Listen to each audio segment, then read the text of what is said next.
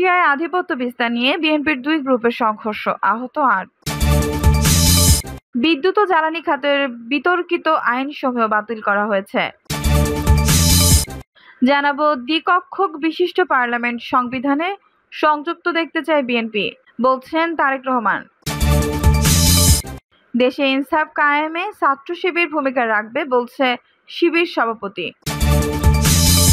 কালিয়ায় আওয়ামী লীগের দুই পক্ষে ফের সংঘর্ষ, আহত 12। এবং সর্বশেষ জানাবো, ডুয়েটে নিষিদ্ধ হলো ছাত্র রাজনীতি। দর্শক, শুনছিলেন সংবাদ শিরোনাম, এখন বিস্তারিত। কালিয়ায় আওয়ামী লীগের দুই পক্ষে ফের সংঘর্ষ, আহত 12। নড়াইলের কালিয়ায় স্বেচ্ছাসেবক লীগ নেতার হাত বিচ্ছিন্ন করার জেরে দুই পক্ষের সংঘর্ষ হয়েছে।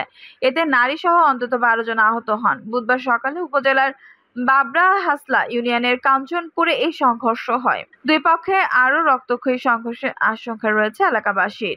স্থানীয় সূত্র জানায়, রোববার সন্ধ্যায় কাঞ্চনপুরে হামলার শিকার হন আতাউর রহমান। তিনি কালিয়া উপজেলা স্বেচ্ছাসেবক লীগের সভাপতি। দুর্বৃত্তদের কোপে তার বাঁ হাত কনুয়ের উপর থেকে বিচ্ছিন্ন হয়ে যায়। তার স্বজনরা হামলার জন্য ইউপি চেয়ারম্যান মোজাম্মেল হোসেন পিকুলের নেতাকর্মীকে দায়ী করেন। স্থানীয় সূত্রে জানা গেছে, এলাকায় আধিপত্য বিস্তার নিয়ে আতাউর রহমানের সঙ্গে দীর্ঘদিন ধরে দ্বন্দ্ব চলছে উপজেলা যুবলীগের যুগ্ম আহ্বায়ক মোজাম্মেল হোসেন পিকলুরের। গত ইউপি চেয়ারম্যান পদেও প্রতিদ্বন্দ্বিতা করে পিকলুর কাছে হেরে যান আতাউর।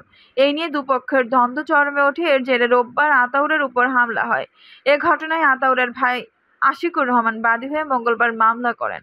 চেয়ারম্যান পিকলু সহ 25 জনকে আসামি করা হয়। এই মামলার দুই আসামি তৌহিদ শেখ ও লেকবার শেখকে মঙ্গলবার রাতেই গ্রেপ্তার করে পুলিশ। আতাউরের স্বজনের অভিযোগ, দুই আসামি গ্রেপ্তারে পুলিশকে তথ্য দিয়েছেন এমন সন্দেহে আসামি পক্ষের লোকজনে বুধবার সকালে স্থানীয় নুরু মুন্সির বাড়িতে হামলা করে তারা নুরুর স্ত্রী জাহিদা বেগমকে বেদম মারধর করে। এই সংবাদ ছড়িয়ে পড়লে আতাউরের লোকজন তাদের প্রতিরোধ করতে আসে। এ সময় দুই পক্ষের মধ্যে সংঘর্ষ বেঁধে যায়। এতে 12 জন আহত হন। সংবাদ পেয়ে পুলিশ ও সেনা সদস্যরা ঘটনাস্থলে গিয়ে পরিস্থিতি নিয়ন্ত্রণে আনে। আহত ব্যক্তিরা কালিয়া উপজেলা স্বাস্থ্য কমপ্লেক্সে চিকিৎসা নিয়েছেন। বক্তব্য জানতে যুবলীগ নেতা ও ইউপি চেয়ারম্যান মোজাম্মেল হোসেন পিকলুর মোবাইল ফোন নম্বরে কল দিয়ে সংযোগ পাওয়া যায়নি। কালিয়া থানার ওসি খন্দকার শামীম উদ্দিন বলেন, আতাউরের উপর হামলার ঘটনায় মামলা হয়েছে। দুই আসামিকে তারা গ্রেপ্তার করেছেন। বুধবার সংঘর্ষেও কয়েকজন আহত হয়েছেন। এই ঘটনায় মামলা হয়নি। এলাকার পরিস্থিতি শান্ত। এলাকার আধিপত্য বিস্তার নিয়ে ওই দুই পক্ষের মধ্যে সংঘর্ষের ঘটনায় থানায় একাধিক মামলা রয়েছে। কুষ্টিয়ায় আধিপত্য বিস্তার নিয়ে বিএনপির দুই গ্রুপের সংঘর্ষ, আহত ৮। কুষ্টিয়ার দৌলতপুরে আধিপত্য বিস্তার নিয়ে বিএনপির দুই গ্রুপের সংঘর্ষে অন্তত ৮ জন আহত হয়েছেন। আহতরা হলেন উপজেলা যুব দলের যুগ্ম আহ্বায়ক জাফর ইকবাল কর্নেল, উপজেলা ছাত্র দলের যুগ্ম আহ্বায়ক রতন, দৌলতপুর কলেজ ছাত্র দলের যুগ্ম আহ্বায়ক কৌশিক আহমেদ, ছাত্রদল নেতা পারভেজ। তারা দৌলতপুর উপজেলা স্বাস্থ্য কমপ্লেক্স হাসপাতালে চিকিৎসাধীন। এছাড়াও বেশ কয়েকজন আহত হয়েছেন। স্থানীয় সূত্র জানায়, সরকারি নিয়ম নীতির তোয়াক্কা না করে দলিল রেজিস্ট্রি করে সরকারি রাজস্ব ফাঁকি দিয়ে চক্রটি লাখ লাখ টাকা হাতিয়ে নিচ্ছিলেন। সাব রেজিস্ট্রার ও দালাল চক্রের মাধ্যমে বাধ্যতামূলক প্রতি দলিল রেজিস্ট্রি করার জন্য 2500 টাকা বেশি আদায় করা হয়। নামের ভুল থাকলে ঘুষ দিতে হয়। পরিচয়পত্র অনলাইন থেকে প্রিন্ট করাতে 500 থেকে 1000 টাকা দিতে হয়। দলিলের দাম বেশি নেওয়া হয় ও প্রতিটি সেবার জন্য পদে পদে ঘুষ দিতে হয়। বছরের পর বছর ধরে এভাবে আওয়ামী লীগের প্রভাবশালী নেতাদের সমন্বয়ে গঠিত চক্রটি চাঁদাবাজি করে আসছিল। তারা এলাকা ছেড়ে আত্মগোপনে চলে যাওয়ার পর থেকে বিএনপি দখলে নিয়ে চাঁদাবাজি শুরু করে। কয়েকদিন ধরে বিএনপির দুই গ্রুপের মধ্যে সব রেজিস্ট্রার অফিস দখল সহ চাঁদাবাজির ভাগ বাটোয়ারা নিয়ে উত্তেজনা বিরাজ করছিল। এই নিয়ে আতঙ্কে ছিলেন স্থানীয়রা। এমন পরিস্থিতিতে বুধবার দুই গ্রুপের সংঘর্ষের ঘটনা ঘটেছে। পরে পুলিশ সদস্যরা ঘটনাস্থলে উপস্থিত হয়ে পরিস্থিতি নিয়ন্ত্রণে আনে। আহত কর্নেল বলেন, সাব রেজিস্ট্রার অফিসের দুর্নীতি অনিয়মের ব্যাপারে আমরা প্রতিবাদ করেছিলাম।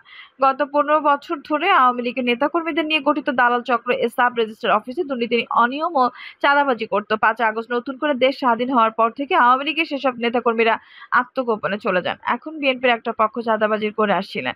আমরা প্রতিবাদ করায় প্রতিপক্ষের লোকজন ক্ষিপ্ত হয়ে আমাদের উপর হামলা করে গুরুতর আহত হয়েছেন। এ বিষয়ে দৌলতপুর সাব রেজিস্ট্রার আনোয়ার হোসেনের সঙ্গে যোগাযোগের চেষ্টা করলে তিনি ফোন রিসিভ করেননি।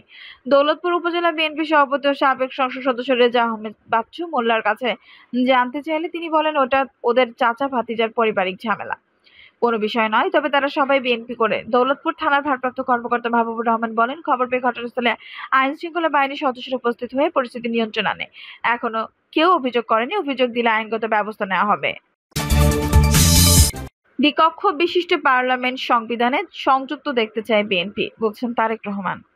জনগণের সমর্থন নিয়ে বিএনপি আগামীতে জাতীয় সরকার ব্যবস্থায় দেশ পরিচালনা ও দ্বিকক্ষিক বিশিষ্ট পার্লামেন্ট সংবিধানে সংযুক্ত দেখতে চায় বলে মন্তব্য করেছেন দলের ভারপ্রাপ্ত চেয়ারম্যান তারেক রহমান। এই সময় উপস্থিত ছিলেন দলের জাতীয় স্থায়ী কমিটির সদস্য মির্জা আব্বাস, ডক্টর আব্দুল মঈন খান ও বাবু গয়েশ্বরচন্দ্র রায় সহ আরো অনেকে।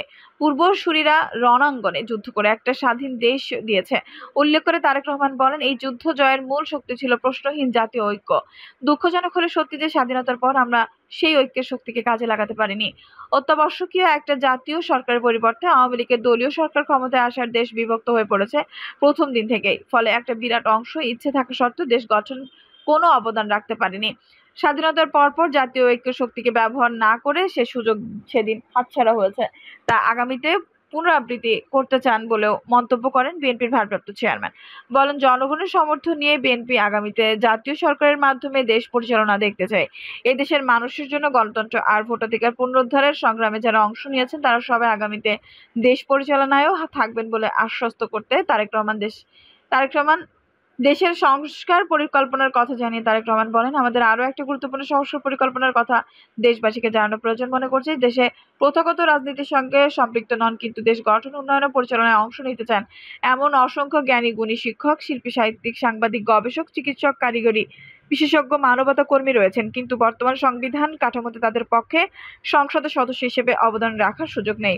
যাদের সেবা আর অবদান দেশের কাজে লাগাতে বিএনপি পৃথিবীর অনেক দেশের মতো আমাদের দেশে উচ্চ কক্ষ সহ দ্বিকক্ষ বিশিষ্ট পার্লামেন্ট ব্যবস্থা সংবিধানের সংযুক্ত দেখতে চায়। আমি বিনয়ের সঙ্গে শুধু আগামীর পরিকল্পনা আর সদিচ্ছার কথা জানাতে পারি, কারণ আমরা জানি দেশের মানুষের সমর্থনই কেবলমাত্র পরিকল্পনা বাস্তবায়নে সহায়তা করতে পারে, যোগ করেন বিএনপির ভারপ্রাপ্ত চেয়ারম্যান। বিদ্যুৎ ও জ্বালানি খাতের বিতর্কিত আইন সমূহ বাতিল করা হয়েছে। অন্তর্বর্তীকালীন সরকার দায়িত্ব গ্রহণের পর বিদ্যুৎ ও জ্বালানি খাতের বিতর্কিত আইনসমূহ বাতিল করেছে বলে জানিয়েছেন বিদ্যুৎ, জ্বালানি ও খনিজ সম্পদ উপদেষ্টা ফাউজুল কবির খান। বিদ্যুৎ, জ্বালানি ও খনিজ সম্পদ উপদেষ্টা মোহাম্মদ ফাউজুল কবির খান ভারতীয় হাই কমিশনারকে স্বাগত জানিয়ে বলেন, এই সরকার অন্য সরকারের মতো নয়। এই সরকার বহু ছাত্র জনতার রক্ত ও ত্যাগের বিনিময়ে গঠন হয়েছে। যারা জীবন দিয়েছেন এবং আহত হয়েছে তাদের প্রতি দায়িত্ববোধের জায়গা থেকে আমি এই গুরু দায়িত্ব নিয়েছি। উপদেষ্টা বলেন, দায়িত্ব গ্রহণের পর বিতর্কিত আইনসমূহ স্থগিত এবং 34 ক ধারা বাতিল করা হয়েছে। বিআরসির শুনানির মাধ্যমে বিদ্যুতের দাম বৃদ্ধির ব্যবস্থা করা হয়েছে। সচিবের তাদের আওতাধীন কোম্পানির চেয়ারম্যান পদ থেকে সরিয়ে সংশ্লিষ্ট ক্ষেত্রে অভিজ্ঞতা ও জ্ঞান সম্পন্ন ব্যক্তিদের সমন্বয়ে নতুন বোর্ড গঠনের উদ্যোগ নিয়েছে। বিচারপতির সমন্বয়ে কমিটি করে পূর্বের চুক্তিসমূহ পর্যালোচনা এবং কোনো দুর্নীতি হয়েছে কিনা তা পর্যালোচনার ব্যবস্থা করা হয়েছে। প্রণয় ধর্ম বলেন, তার সরকার বাংলাদেশ সরকারের সঙ্গে আন্তরিকভাবে কাজ করতে আগ্রহী। এছাড়া চলমান প্রকল্পগুলো সুষ্ঠুভাবে চালিয়ে নেওয়ার ব্যাপারেও বাংলাদেশের সঙ্গে ভারত কাজ করতে আগ্রহী। দেশে ইনসাফ কায়েমে ছাত্র শিবির ভূমিকা রাখবে, বলছে শিবির সভাপতি। ছাত্র জনতা যেভাবে স্বৈরাচারকে বিদায় করেছে ঠিক সেভাবেই দেশের প্রতিটি সেক্টরে ইনসাফ কায়েম করার জন্য ছাত্র শিবিরের নেতাকর্মীদের অগ্রণী ভূমিকা পালন করতে হবে মন্তব্য করেছেন বাংলাদেশ ইসলামী ছাত্র শিবিরের কেন্দ্রীয় সভাপতি মঞ্জুরুল ইসলাম। ছাত্র শিবির চট্টগ্রাম মহানগর উত্তর শাখার সভাপতি ফখরুল ইসলামের সভাপতিত্বে এবং সেক্রেটারি তানজির হাসানের জুয়েলের পরিচালনায় সাথী সমাবেশ প্রধান বক্তার বক্তব্য দেন বাংলাদেশ জামায়াতে ইসলামী চট্টগ্রাম মহানগরের আমির সাবেক এমপি শাহজাহান চৌধুরী। বিশেষ অতিথি হিসেবে উপস্থিত ছিলেন কেন্দ্রীয় প্রচার সম্পাদক doctor Sadek Abdullah, planning and development সম্পাদক ডক্টর উসামা রায়ান, ছাত্র আন্দোলনের সম্পাদক আমিরুল ইসলাম প্রমুখ। প্রধান অতিথির বক্তব্যে মঞ্জুরুল ইসলাম বলেন, ছাত্র শিবিরের প্রত্যেকটি নেতাকর্মীকে নৈতিক প্রশিক্ষণ নিতে হবে। ক্যাম্পাসগুলোতে তরুণ ছাত্র সমাজকে মাদক সন্ত্রাস থেকে দূরে রেখে ইনসাফের সুমহান আদর্শের পরিচয় তুলে ধরতে হবে। পাশাপাশি ক্যাম্পাসগুলোতে শান্তি প্রতিষ্ঠা প্রত্যেকটি জনশক্তিকে দায়িত্বশীল ভূমিকা পালন করতে হবে। তিনি আরো বলেন, তাকওয়াবান মানুষ হিসেবে ছাত্র শিবিরের জনশক্তিরা নিজেদের গড়ে তুলবে, পাশাপাশি সাধারণ মানুষের ভালোবাসতে হবে এবং ভ্রাতৃত্বের বন্ধনে আবদ্ধ করতে হবে। ছাত্র শিবির প্রতিষ্ঠার পর থেকে সকল জুলুম বাধা আদর্শিক শক্তি দিয়ে প্রতিহত করেছে। তাই দেশের যে কোনো সংকট ও ক্রান্তিকালে ছাত্র শিবির সর্বশক্তি দিয়ে সকল ষড়যন্ত্রের দাঁত ভাঙা জবাব দেবে। ডুয়েটে নিষিদ্ধ হলো ছাত্র রাজনীতি। ঢাকা প্রকৌশল ও প্রযুক্তি বিশ্ববিদ্যালয়ের ডুয়েট সব ধরনের ছাত্র রাজনীতি নিষিদ্ধ করা হয়েছে। মঙ্গলবার সমন্বয় সভার সিদ্ধান্ত অনুযায়ী সিন্ডিকেটের অনুমোদন সাপেক্ষ এ ঘোষণা দেওয়া হয়েছে। এটি অমান্য করলে বিধি অনুযায়ী ব্যবস্থা নেওয়া হবে। মঙ্গলবার বিশ্ববিদ্যালয়ের অতিরিক্ত রেজিস্ট্রার মোহাম্মদ মফিজুর রহমান স্বাক্ষরিত এক বিজ্ঞপ্তিতে এটি জানানো হয়। বিজ্ঞপ্তিতে বলা হয়েছে, বিশ্ববিদ্যালয়ের সব অনুষদের ডিন, বিভাগীয় প্রধান পরিচালক, হল প্রভোস্ট, পরীক্ষা নিয়ন্ত্রক, অতিরিক্ত পরিচালক, সহযোগী পরিচালক, ছাত্র কল্যাণ সহকারী, প্রভোস্ট ও অফিস প্রধানের সমন্বয়ে সবাই সিদ্ধান্ত অনুযায়ী সিন্ডিকেটের অনুমোদন সাপেক্ষ অত্র বিশ্ববিদ্যালয় ক্যাম্পাসে শিক্ষার্থীদের সব ধরনের রাজনৈতিক সংগঠন ও এর কার্যক্রমের সম্পৃক্ততা নিষিদ্ধ করা হলো। বিজ্ঞপ্তিতে আরও বলা হয়েছে, উল্লেখিত নিষেধাজ্ঞা অমান্যকারী শিক্ষার্থীদের বিশ্ববিদ্যালয় বিধি অনুযায়ী শাস্তি প্রদান করা হবে। বিশ্ববিদ্যালয়ের একাডেমিক কার্যক্রম সুষ্ঠুভাবে পরিচালনার স্বার্থে এই বিজ্ঞপ্তি জারি করা হলো। দর্শক, এই ছিল এখনকার সর্বশেষ সংবাদ। নিউজটি ভালো লাগলে অবশ্যই একটা লাইক দিন, কমেন্টে আপনার মূল্যবান মতামত জানান। সবসময় আমাদের পাশে থাকতে সাবস্ক্রাইব করে বেল বাটনটি অন করে রাখুন। ধন্যবাদ।